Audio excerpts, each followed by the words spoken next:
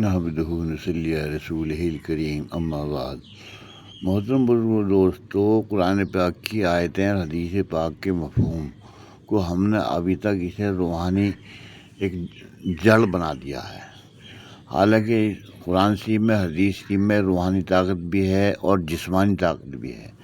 جسمانی طاقت کو یکسر ایک طرف بند کر دیا گیا اور روحانی طاقتوں کا خوب وظیفے چل رہے ہیں۔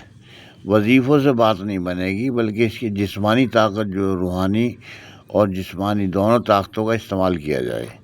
اگر دونوں طاقتوں کا استعمال کیا جائے تو چند آیتیں وہ طاقت رکھتی ہیں کہ مسلمان کے ہر غریبی کو نکال دے گی، اور چند حدیثیں وہ طاقت رکھتی ہیں کہ مسلمان کی ذلت کو ہٹا کر کے عزت میں مبدل کر دیں گے۔ کاش ہم مسلمان لوگ روحانی اور جسمانی طاقت کو سمجھیں کہ آیت کی جسمانی طاقت کیا ہے، روحانی طاقت کیا ہے۔ جب روحانی طاقت کا ہم استعمال کرتے ہیں تو مایوسی ہوتی ہے، کیونکہ اس درجے کا عمل ہو نہیں پاتا، اس درجے کا ایمان بھی نہیں ہے۔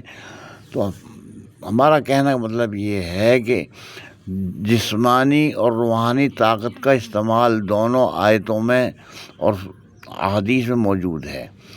آیتوں کا جسمانی طاقت کتنی ہے، روحانی طاقت کتنی ہے، تو ہمیں تو حکم ملا پہلے تو تم جسمانی طاقت استعمال کرو، روحانی استعمال بعد میں خود ہی ہو جائے گا۔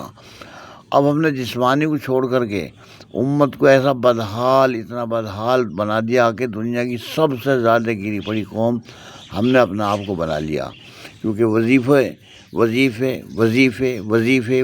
ارے وظیفوں کو تو چھوڑو، پہلے آیتوں کے اس کی جسمانی طاقت تو دیکھو۔ آیتوں میں جسمانی طاقت کتنی ہے، روحانی طاقت کو لیے پھر رہے ہیں۔ ارے روحانی طاقت تو جب ہوتی جسمانیوں پر عمل ہو جاتا ہے، جب جسم ہوگا جبھی تو روح آئے گی اس میں، ورنہ ہوا میں روح کیا کام کر لے گی۔ اللہ ہمیں اس باتوں کی سمجھ عطا فرما دے۔ اگر چند آیتوں کو مسجد کے اندر استعمال کیا جائے جسمانی طور پر، تو گارنٹی سے ہم بتلا رہے ہیں کہ پوری امت کا بدحالی چٹکیوں میں صاف ہو جائے گی، چٹکیوں میں۔ لیکن کوئی ہے جو ان باتوں کو سنے اور سمجھے اور عمل کرے؟ بدحالیوں کی بدترین جگہ پہنچنے کے بعد میں اب بھی ہوش نہیں ہے، اب بھی لوگ باغوں نے وظیفوں میں جھکا رکھا دلوں کو۔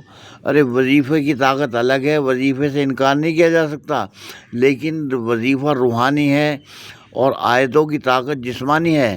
جسمانی طاقت بھی ہے، روحانی طاقت بھی ہے۔ اب آیتوں کو ساری احادیث کو روحانیت میں تو لگا دیا، جسمانیت کو چھوڑ دیا۔ اللہ ہمیں اس کی سمجھ عطا فرما دے، آمین ثم آمین۔ ہم تو بس